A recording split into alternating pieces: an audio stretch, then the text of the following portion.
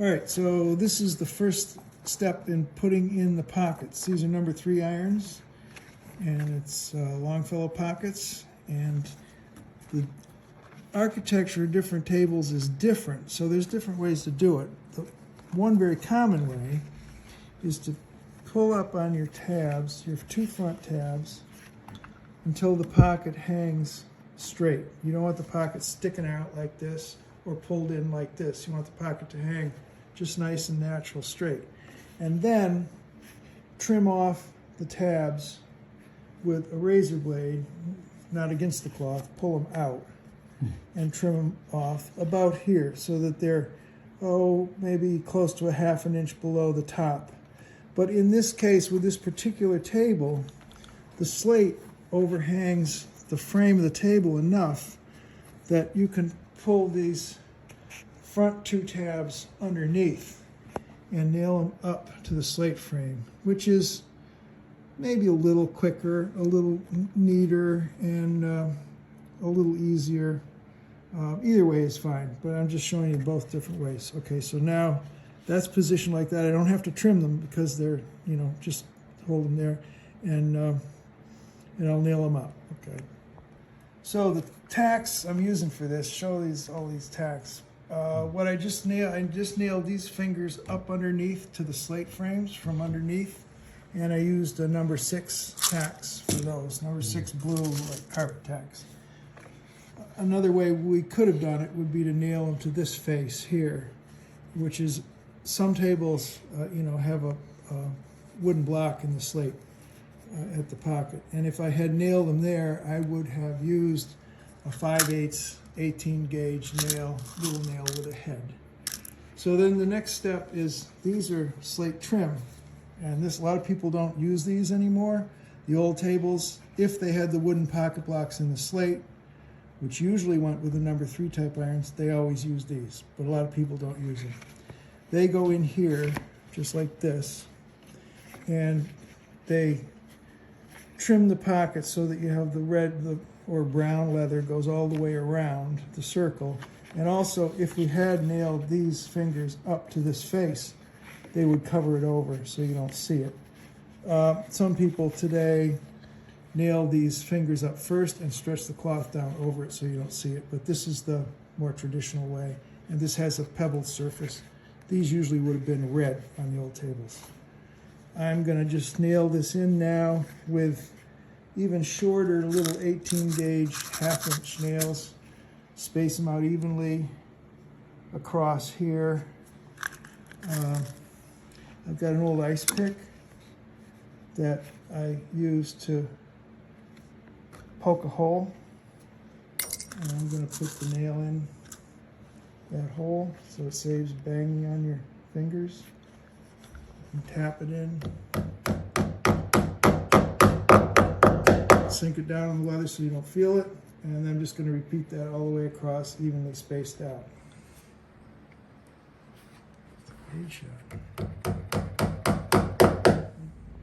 Okay, so now we've nailed in this slate trim. You can see there is 1, 2, 3, 4, 5, 6, 7 nails evenly spaced across. The little heads, you don't even really notice them. The next thing is, there's these 2 fingers here, one on either side, and those are going to get nailed up to the sides of the rails. There's one other little finger in between, and that's a floater. I don't really know why it's there. They're always there. That usually just gets tucked up into the leather, and it's in between what gets nailed to the table and what gets attached to the iron cover. It doesn't go anywhere, it just gets stuck up in between. So now I'm going to nail these in. These could be nailed in just the way they are, or they could be trimmed just a bit lower. These are fine. I mean, normally we might cut them down a little bit, but this length comes out just about right. So I'm going to take like a number 6 tack and again poke with my ice pick.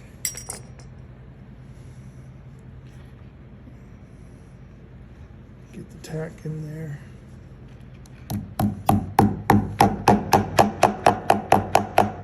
back that up and do the same thing on the other side.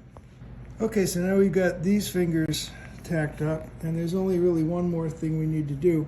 I should mention that this whole, everything we've talked about is for number 3 type iron.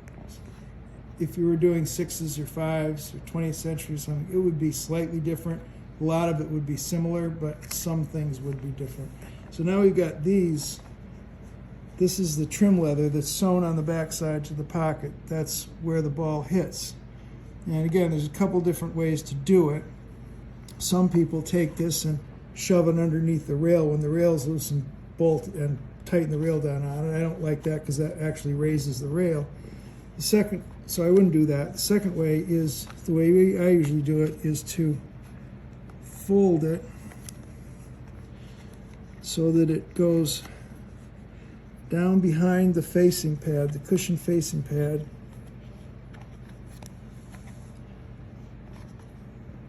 And I'm going to encourage it to lay flat. And if a little bit sticks out down below, which it doesn't here, but usually it does, I snip that off. The other thing to do is to just take scissors and trim this, cut it, so that your cut goes down here and it just gets nailed in behind the pad. I usually do the folded edge because then you don't see the cut edge, but it's a little bit more of a pain to do. And then usually finish it off with 2 nails, one down lower and one up higher. Again, I poke it.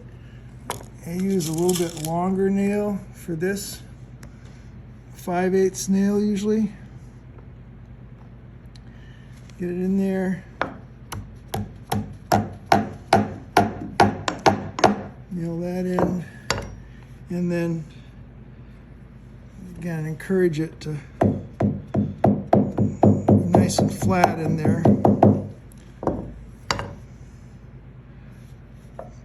Put one in up higher.